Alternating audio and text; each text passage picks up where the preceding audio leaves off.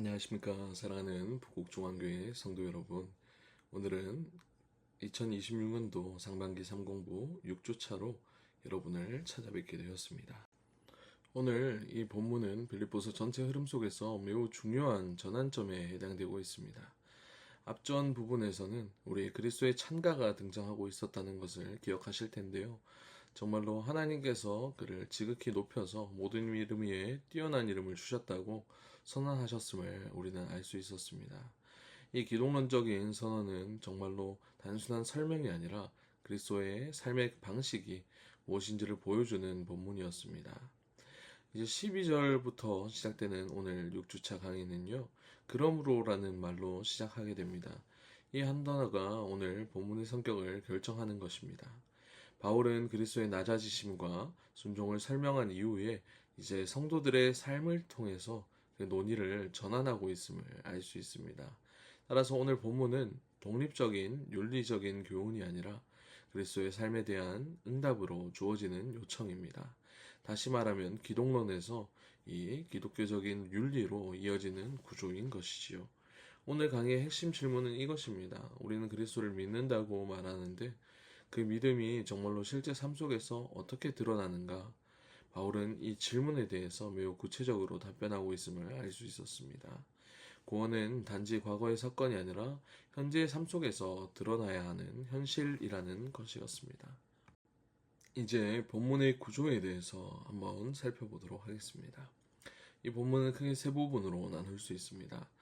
첫째로 우리 12절부터 13절까지 말씀은 구원에 대한 요청과 근거에 대해서 다루고 있으며 14절에서 16절 상반절까지는 공동체 안에서 드러나는 삶을 나타내고 있습니다.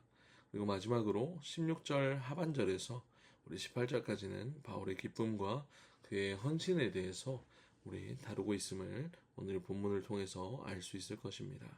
이 구조는 단순하게 나눈 것이 아니라 논증의 흐름적인 설명으로 이어집니다. 먼저 하나님 안에서 시작된 삶이 제시되고 있고요. 그 다음 그 삶이 공동체 안에서 어떻게 드러나는지가 설명됩니다. 그리고 마지막으로 그 삶이 사도의 기쁨과 연결되는 모습으로 결론이 맺어진다는 것입니다. 특별히 중요한 점은 이 본문이 개인의 신앙만을 다루는 것이 아니라 공동체 전체를 전제하고 있다는 사실이었습니다. 빌립보 교회는 비교적 건강한 교회였지만 내부적으로는 갈등의 요소가 존재하고 있었습니다. 빌립보서 4장 2절 우리가 나중에 다루게 될 이 4장 2절에서 등장하는 요디아와 순두개의 갈등이 언급되는 것을 보면 공동체 안의 긴장이 이미 존재하고 있었음을 알 수 있었습니다. 따라서 바울의 권면은 추상적인 교훈이 아니라 정말로 우리가 살아가는 실제적인 상황을 향한 구체적인 요청이었던 것입니다. 첫 번째 구원에 대한 요청과 근거 파트를 먼저 살펴보도록 하겠습니다. 우리 빌립보서 2장 12절 말씀에는 그러므로 나의 사랑하는 자들아 너희가 나 있을 때뿐 아니라 더욱 지금 나 없을 때에도 항상 복종하여 두렵고 떨림으로 너희 구원을 이루라 라고 말하고 있습니다. 여기서 핵심 명령은 구원을 이루라 라는 것인데요. 이 표현은 신학적으로 매우 중요한 구절에 해당되기 때문에 정확하게 이해해야 합니다. 먼저 분명해야 할 것은 이 말이 구원을 우리가 얻으라는 의미가 아니라는 점입니다.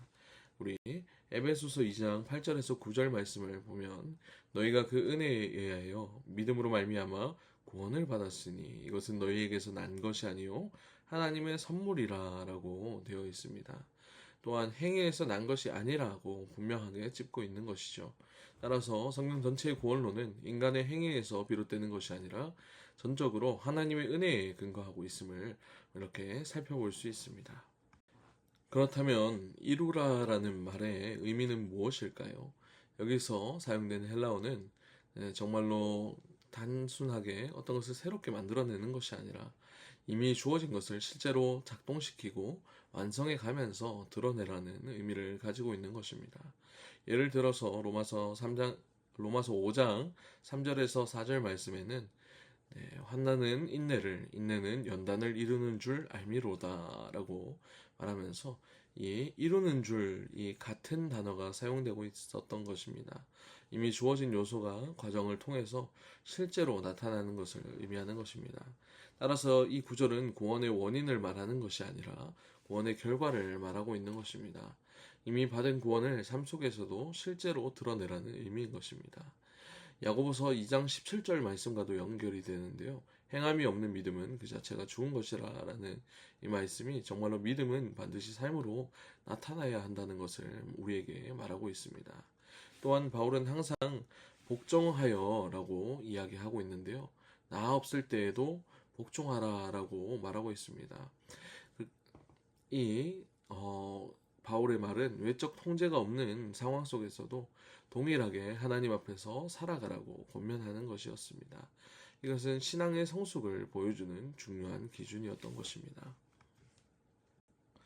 계속해서 이어지는 두렵고 떨림으로라는 바울의 표현에 대해서 살펴보도록 하겠습니다.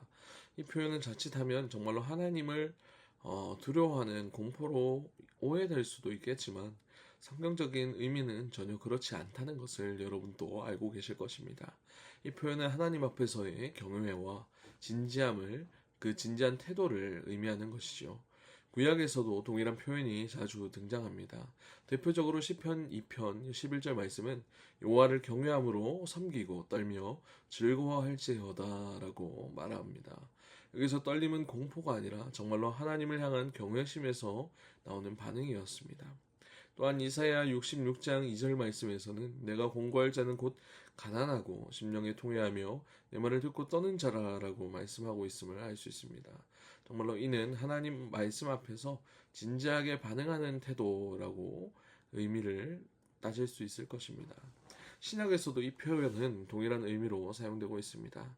우리 고린도후서 7장 15절 말씀에서도 바울은 성도들이 두려움과 떨림으로 디도를 영접했다라고 말합니다. 이는 두려움이라기보다는 그 태도의 진지함과 존중을 나타내는 표현이었습니다.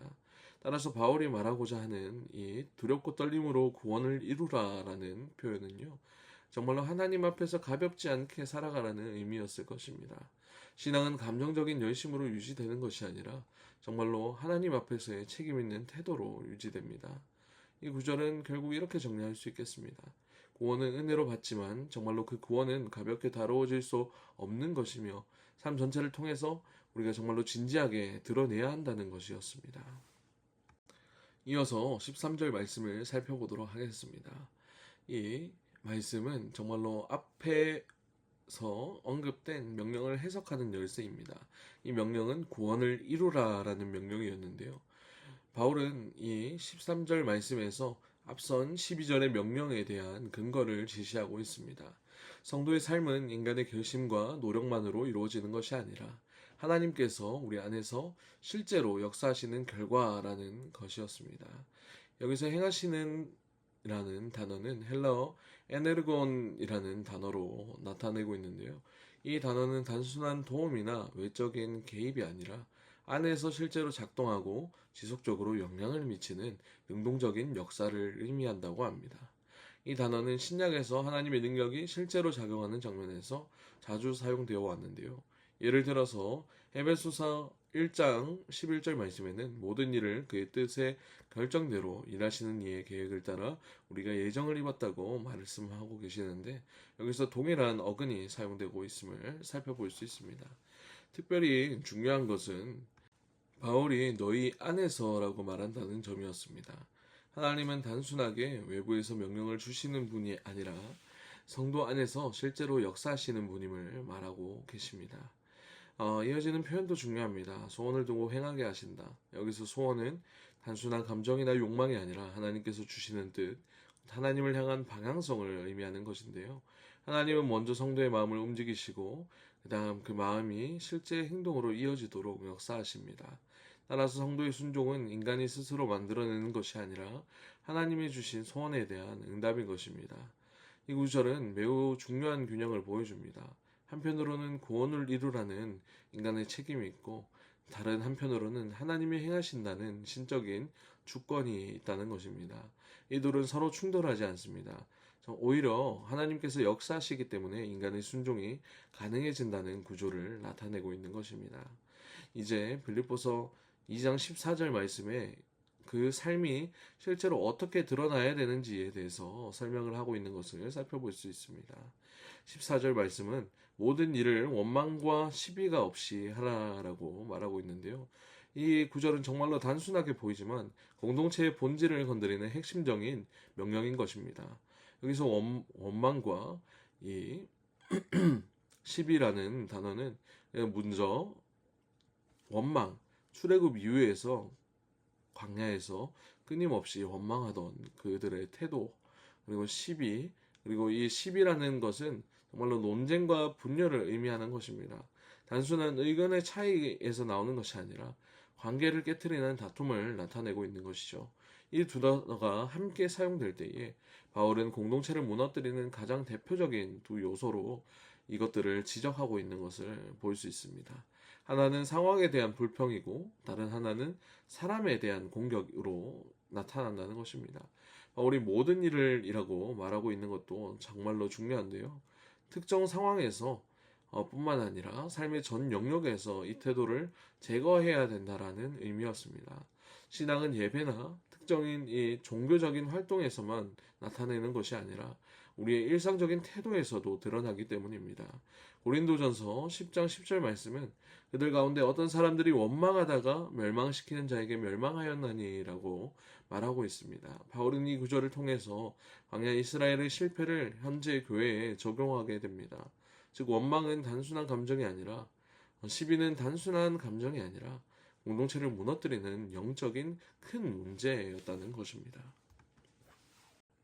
이제 15절 말씀을 보겠습니다. 이는 너희가 흠이 없고 순전하여 어그러지고 거스르는 세대 가운데서 하나님의 흠없는 자녀로 세상에서 그들 가운데 빛들로 나타내며 라고 기록된 이 구절은 앞의 명령의 목적을 다시 한번 설명하고 있습니다. 왜 원망과 시비를 버려야 하는가에 대한 이유였습니다. 먼저 바울은 성도의 정체성을 설명하고 있습니다. 하나님의 흠없는 자녀. 여기서 중요한 것은 행동이 정체성을 만드는 것이 아니라 정체성이 그 행동을 규정한다는 것입니다. 성도는 이미 하나님의 자녀입니다. 그리고 그 정체성에 걸맞는 삶을 살아야 한다는 것이죠. 흠이 없고 순전하여 라는 표현은 구약 제사에서 사용되는 언어였습니다. 흠없는 제물처럼 하나님 앞에서 온전한 상태를 의미했습니다. 이는 도덕적인 완벽을 나타내는 것이 아니라 하나님과의 관계 안에서 정직하고 일관된 삶을 의미했던 것입니다. 또한 어그러지고 거스르는 세대라는 표현은 신명기 32장 5절을 반영합니다. 이 구절에서 이스라엘은 패역하고 삐뚤어진 세대로 묘사되고 있었는데요. 바울은 이 표현을 그대로 가져와서 당시의 세상을 설명하고 있었습니다. 즉 성도는 본질적으로 하나님을 거스르는 세상 속에서 살아가고 있다라는 것입니다. 그 가운데서 바울은 빛들로 나타내며라는 구절을 통해서 여기서 나타내며라는 헬라어 단어로 빛이 드러나듯이 자연스럽게 보인다라는 의미를 사용하였는데요.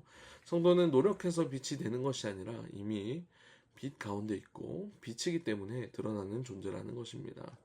이 표현은 다니엘 12장 3절과도 연결되고 있습니다. 지혜 있는 자는 궁창의 빛과 같이 빛날 것이요. 또한 예수님의 말씀과도 연결되고 있습니다. 마태복음 5장입니다. 5장 14절 말씀에 너희는 세상의 빛이라 라는 말씀을 통해서 성도의 삶이 즉 세상과 분리된 것이 아니라 세상 속에서 드러나는 빛과 같은 역할을 해야 된다는 것이었습니다. 이제 16절 상반절 말씀을 보겠습니다. 너무나도 짧습니다. 생명의 말씀을 밝혀라는 말인데요. 여기서 이 밝혀를 말하는 헬라어 단어는 단순히 이것을 전한다라는 의미가 아니라 붙들고 굳게 지닌다라는 의미를 가지고 있었습니다.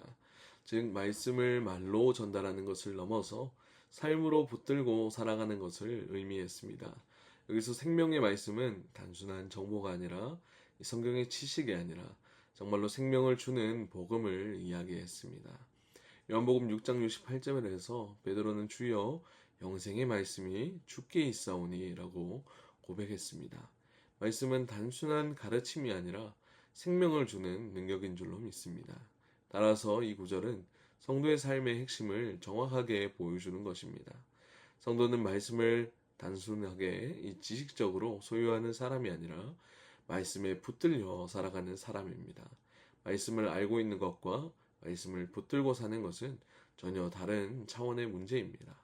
또한 이 구절은 앞에 빛 개념과도 연결되고 있는데요. 성도가 빛으로 드러나는 이유는 단순히 도덕적으로 윤리적으로 착하기 때문이 아니라 생명의 말씀을 붙들고 있기 때문이었습니다. 이처럼 우리 성도의 삶은 말씀과 분리될 수 없습니다. 말씀을 붙들 때에 이 삶이 빛으로 드러나게 되는 것입니다. 여기까지가 성도의 삶에 대한 설명이었습니다. 이제 16절 하반절부터는 시선이 바뀌어서 사도 바울의 관점에 대해서 등장하게 됩니다. 이제 우리 마지막 파트 바울의 기쁨과 헌신에 대해서 16절 하반절 말씀을 다 같이 살펴보도록 하겠습니다. 나의 다름질이 헛되지 아니하고 라는 이 중요한 것은 시선이 변화입니다. 앞부분인 14절부터 16절 상반절까지는 성도의 삶에 대한 설명을 나타내고 있었지만 이제 바울 자신의 관점이 등장하는 것을 볼 수 있습니다. 여기서 사도 바울은 자신의 사역을 다름질로 표현하고 있습니다. 이 표현은 신약에서 자주 등장하는 비유인데요. 우리 고린도전서 9장 24절에서도 바울은 운동장에서 다름질하는 자들이 다 달릴지라도 오직 상을 받는 사람은 한 사람인 줄을 너희가 알지 못하느냐라고 말하면서 신앙을 경주에 비유하고 있습니다. 또한 디모데후서 4장 7절에서도 나는 선한 싸움을 싸우고 달려갈 길을 마치고 믿음을 지켰다라고 그는 고백하고 있었습니다. 여기서 헛되지 아니하고라는 표현은 단순히 결과가 있다는 의미를 넘어서 바울의 사역이 궁극적으로 하나님 앞에서 인정받는다는 의미를 가지고 있습니다. 바울은 자신의 사역의 성공 여부를 현재의 상황이 아니라 그리스도의 날이라는 종말론적 시점에서 바라보고 있는 것이죠. 그리스도의 날은 빌립보서에서 반복적으로 등장하는 표현입니다. 죄송합니다. 네, 1장 6절에서 예수 그리스도의 날까지 이루실 줄을 확신하노라 라고 말하고 1장 10절에서도 그리스도의 날까지 진실하여 허물 없이 라고 말하고 있습니다. 이 표현은 단순한 미래에 우리 가늠이 안 되는 시간을 말하는 것이 아니라 하나님께서 모든 것을 평가하시고 완성하시는 그 날을 말하고자 했던 것입니다. 따라서 바울은 성도들의 삶을 단순히 현재의 윤리적 문제로 보지 않았습니다. 그리고 그는 그것을 사도적 사역과 연결시키고 있었습니다. 궁극적으로 하나님 앞에서의 자신에 대한 평가와 연결시키고 있었습니다. 성도의 삶은 개인적인 문제가 아니라 복음 사역 전체와 연결된 사건이었기 때문이었습니다. 네, 이에 이어서 이어지는 17절 후반과 18절을 보도록 하겠습니다. 나는 기뻐하고 너희 무리와 함께 기뻐하리니 이와 같이 너희도 기뻐하고 나와 함께 기뻐하라. 네, 이 구절은 빌립보서 전체를 관통하는 중요한 주제를 보여줍니다. 바로 기쁨입니다. 빌립보서는 흔히 기쁨의 서신이라고 불립니다. 그러나 이 기쁨은 환경에서 나오는 감정이 아니었습니다. 바울은 감옥에 있었기 때문입니다. 자신의 생명도 보장되지 않는 상황이었습니다. 그럼에도 불구하고 그는 반복해서 기뻐한다고, 기뻐하라고 이야기하고 있습니다. 그 기쁨의 근거는 무엇이었을까요? 자신의 상황은 절대 아니었을 것입니다. 바로 그것은 복음이었습니다. 바울은 자신의 상황이 아니라 복음이 어떻게 드러나는지를 기준으로 삶을 평가했습니다. 1장 18절에서도 무슨 방도로 하든지 전파되는 것은 그리스도니 이로써 나는 기뻐한다라고 말하고 있습니다. 이 기쁨이 개인적인 것이 아니라 공동체적인 것이라는 것이 정말로 중요한 점이었는데요. 너희와 함께 기뻐한다. 그리고 너희도 나와 함께 기뻐하라. 라는 이 구절을 통해서 기쁨은 나누어지는 것임을 알 수 있습니다. 복음 안에서 살아가는 공동체는 기쁨을 공유하는 공동체입니다. 여기서 우리는 정말로 중요한 신학적인 전환점을 보게 됩니다. 일반적으로 사람들은 상황이 좋을 때 기뻐합니다. 그러나 바울은 상황과 상관없이 기뻐했습니다. 왜냐하면 그의 기준은 상황이 아니라 하나님이었기 때문이었습니다. 이것이 오늘 우리가 살펴보고자 한 복음이 만들어내는 삶의 특징이었습니다. 네, 6주차 강의는 여타 다른 강의보다 조금 분량이 있었던 것 같습니다. 오늘 이 6주차 강의를 세 가지로 정리할 수 있겠습니다. 구원은 얻는 것이 아니라 은혜로 주어지는 것이며, 그리고 우리의 구원이 이 받은 구원이 삶으로 드러나야 한다는 것이었습니다. 우리는 이미 하나님의 은혜로 구원을 받은 사람들입니다. 따라서 중요한 것은 구원을 얻기 위한 노력이 아니라 그 구원이 삶 속에서 어떻게 나타나는가에 있다는 것을 우리는 알 수 있습니다. 그리고 그 다음은 순종은 나의 결심만으로 이루어지는 것이 아니라 정말로 하나님께서 우리 안에서 이루시는 역사임을 알 수 있었습니다. 정말 하나님께서 우리 안에 소원을 두시고 행하게 하시기 때문에 우리는 순종할 수 있다는 것을 기억하면 좋겠습니다. 그리고 이 순종은 정말로 우리에게 고통이 아니라 은혜임을 기억하시기 바라겠습니다. 그리고 마지막으로 성도의 삶은 공동체와 세상 속에서 빛으로 나타나야 된다는 것입니다. 원망과 시비를 버렸고 하나님의 자녀로서 세상 가운데 드러나는 삶을 살아가는 것이 성도의 모습이라는 것이었습니다. 이로써 오늘 6주차 강의는 정말로 끝이 났습니다. 우리 오늘 또 긴 강의 들으시느라 수고 많으셨습니다. 과제물은 꼭 제출해 주시기 부탁드리겠습니다. 수고하셨습니다.